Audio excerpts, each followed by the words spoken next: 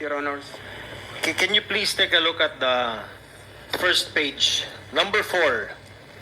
Pakibasa nyo nga ho sa akin yung second sentence ninyo on your assignment sa Albuera. Number 4. I was supposedly the only one capable of disbanding the Kerwin Espinosa drug group operating from that area. Okay. And then sa number 5, Lieutenant Colonel Espinido, pakibasa nyo nga rin po yung first sentence nung number 5. Soon after, I received a formal order from Camp Crami assigning me as Chief of Police, COP of Albuera. Your Honors. Yung next sentence, in my 18 days, In my 18 days as Albuera COP, I was able to disband the group of Kerwin Espinosa, alias Kerwin's father, Mayor Rolando Espinosa, then Mayor of Albuera, surrendered to me. okay. Your Honors. Thank you. Lieutenant Colonel Espinido, alam niyo ho ba kung nasaan si Kerwin Espinosa ngayon? Nandiyan na sa Albuera, Your Honors. Alam niyo ho ba kung na-disband na yung grupo niya? Hindi, Your Honors. Hindi pa na-disband yung grupo niya. Sa ngayon, Your Honors. So, ang buong paniwala ninyo is nag-ooperate pa rin siya? Yes, Your Honors. Okay. Nag-operate pa ng droga si Kerwin sa Liti, ha? Ngayon, ha? Number Bumalik 10. na naman. On page 2, Bumalik na naman ang drug pakibasa lord. nyo nga, Colonel Espinido, yung number 10, first sentence. Mayor Espinosa had a list of police generals and other PNP officials who received money from their group as indicated in the ledger and in the copies of cleared checks that we were able to recover from their accountant. Your Honor. Thank you. Mr. Chair, because it will be very sensitive for us for Colonel Espinido to divulge the names right now. Nagbabayad ng Maybe during polis. executive session, we can ask Si him Kerwin, the ha? question. And Binabayaran Colonel pala Espinido daw can, mga polis. Give us the details on this. Okay yan, Colonel Espinido? Yes, sir. Okay. Yes, Your Honor. Now, I will go to page 3. Number 16. Colonel Espinido, pakibasa nyo nga ho yung second sentence ninyo. I believe Chief De La Rosa was involved in the dismissal of the cases that I built up against Kerwin Espinosa, including the burying of the cases that I was building against his police protectors or cuddlers who have been receiving money from him. Colonel, medyo mabigat din Huh. itong Bakit statement na ito. naisali na si Bato, ha? Bakit Bato po ba yun? paniwala nyo na ito nga ho yung ginawa ni Chief De La Rosa at the time? Your Honors, Mrs. Chair, ang pulis, pag ikaw mapailan ng complaint sa RIAS, the RIAS will conduct an investigation Yes. recommending the penalty of that said police officer to the regional director. If the police involved make an appeal, it will go to NAB, National, then the Chief PNP will now decide if go or no go ang penalty na dismissal from the service sa mga na-involved na police. Sila lang ang may authority, yung RD at saka Chief PNP, na mag-decide na, Your Honors, ito siya i-dismiss to. Ito, hindi. May kasalanan ka, wala, Your Honors. Ganon ba yun? Colonel RD? Espinido, punta ho tayo sa page 6 dun sa affidavit ninyo. And please go to number 34. Pakibasa nyo lang po yung first sentence na sasalaysay ninyo. From my experience, I can say that the PNP is the biggest crime group in this country, Your Aha, Honors. admitted ka, ha? True? PNP Yes, Your Honors. is the biggest crime group. Correct ka talaga dyan. Itong salaysay na ito, ha? I will not ask you the names now, pero sa executive session na rin. Are you saying all of this because malapit na po kayo mag-retire sa serbisyo? Yes, Your Honors. And you seem to be so displeased. Hindi ho kayo naging masaya sa mga panghitabo ba? Sa mga pangyayari? Yes, Your Honor.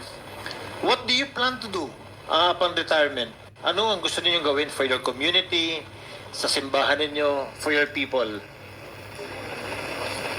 To continue siguro, Your Honor, sa pag-evangelist. Tapos na ako sa trabaho as a public servant, then yun naman ang sa Panginoon ko, because in Matthew chapter 6 verse 33 it says that seek ye first the kingdom of God and His righteousness, and all of these things shall be added unto you. Yun ang gawin ko, Your Honors, if God's will. Mag-missionary lang. Colonel Espinido, do you honestly believe na hanggang ngayon malaki pa rin ang problema ng drugs natin sa probinsya natin sa Leyte? Sa Leyte ngayon, Your Honors, because Kerwin Espinosa is bumalik na. Aha. Bumalik na naman, Your Honors. Paano Very kasi, obvious. paano kasi magkaubanda sa atong probinsya? Ang atong Bumalik speaker na naman nasa daw atong ang droga probinsya. sa Leyte. What do you think is the best thing that can be done para mabawasan ang problema ng drugs doon sa probinsya natin? Your Honors, ang pulis lang talaga ang magsulba sa lahat ng problema. Walang kasali, hindi kasali ang mga elected officials. Only the police, because we have the power mandated by laws to implement the law without fear or favor. That is our mission, to maintain and prevent, to serve and protect. Yun lang sana, Your Honors, ang police isinasabuhay yung mission at saka yung core values na pro-God, God-fearing, hindi tumatanggap ng pira. Yes, tama yun. Matapos yung problema ng drugs, Your Honors, in Leyte. Thank you, Colonel Espinido. Thank you, sir. Mr. Chair, I end my inquiry in this committee. Hopefully, with what Colonel Espinido said, we're hoping that we can strengthen our police operations, that the national government will strengthen the police force in our province in Leyte, through the help of the Philippine National Police and through the help of our speaker. Thank you so much, Mr. Chair. Okay, yan. Yan ang pasabog ni Espinido. Na talagang totoo na yan si Kerwin Espinosa ay nagbabayad talaga ng mga pulis. Nagpapalamo ng mga pulis para makalusot yung mga illegal niyang mga droga niyang trabaho. Oh, you see? Ngayon, sabi ni Espinido, kasi bumalik na si Kerwin Espinosa sa Leyte, sa Baybay Leyte, ayan, parang bumalik na naman ang mga droga doon. So, ano yan? Nakalabas na ang drug lord. Pinaabsuelto sa kaso. Ngayon, problema na naman ang bayan. Sino ba ang mga nangkikidnap? Sino ba ang mga nangre-rape ng mga kabataan ngayon kundi ang mga drug addict? Dahil pag nabangag na yan, nakasuyop na yang mga yan, wala na yan sa matino na utak. Kaya kahit sino pang matanda, bulukoy na makikita niyan, kahit 1-year-old pa sigurong baby, iyutin na ng mga yan. Dahil high na yan. Demonyo na ang laman ng utak ng mga yan. Basta sabog na sa droga.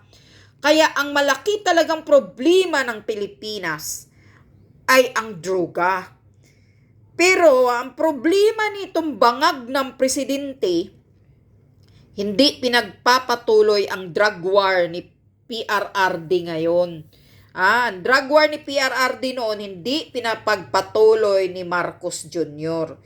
Kaya ngayon, talamak, araw-araw ilan kayang mga dalagita, kabataan ang nawawala. Makikita na lang sa susunod na araw na natapon na yung katawan, ni-rape, inaabuso. Sino bang gumawa niyan kundi mga drug addict? May matino ba na utak na tao na gumagawa ng mga ganyang krimen? Mga drug addict lang ang gumagawa ng ganyan. Pero tingnan mo, sabi ni mismo ni Espinido, sana ang mga pulis magtatrabaho ng totoo. Hindi yung tumatanggap lang ng pera. Yan. Si Kerwin Espinosa ay talagang nagbabayad ng mga pulis. So ano to? Ikaw, Kerwin Espinosa, ka na isa kang sinungaling, isa kang hayop na sinungaling.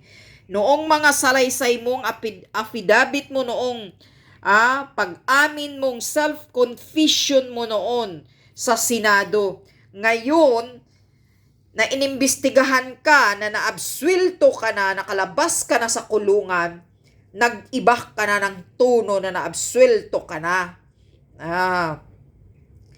Dinidiin mo na ang mga Duterte. Iniba mo na ang testimonya mo na kamo pinilit ka ni General Bato sa pagpapaamin na ganito, ganyan, dinadawit mo na si PRRD, dinadawit mo na si Bongo. Kaya isa kang hayop na sinungaling kang drug lord ka, Kerwin Espinosa. Ayan ngayon, sabi na mismo ni Espinido, ayan na si Kerwin sa Albuera Liti, bumalik na naman ang droga. O, ano yan? Sige, tuloy nyo lang hanggang kayo, mga taong bayan, na ayaw mag-speak up, ayaw lumabas sa kalsada na makikiisa. Nahilain na sana ninyo itong bangag na to. Hintayin nyo na mga anak ninyo, mga dalagitan ninyong anak, o mga bata ninyo na mga tag-1 taon, maiyot at marip bago kayo kumilos. Kahit alam nyo na ang krimen ng Pilipinas ngayon, sobra-sobra na talaga ang krimen, ng talamak na talamak ang krimen sa Pilipinas ngayon under Marcos administration. Talamak na talamak ang korupsyon, bayaran left and right, pangangamkam sa pira ng kaban ng bayan, sobrang pang-aabuso. Kawawa ang mga ordinaryong Pilipino. Kaya kayo, speak up na kayo. Magsalita na kayo, lumabas na kayo ng kalsada at makiisa na kayo. Huwag nyo nang hintayin pang uubusin ng gobyernong ito ang pera ng kaban ng bayan para lang ipamimigay ng ayuda. Yung iba binubulsa nila, iilan lang binigay sa inyo. Ginagawa lahat itong pamulitika. Kaya kawawa kayo. Magtiis kayong magdildil ng asin. Kung ayaw nyong magsalita, pinapabayaan nyo ang ganitong klasing walang kwintang gobyerno. Kawawa kayo, mga mahihirap dyan.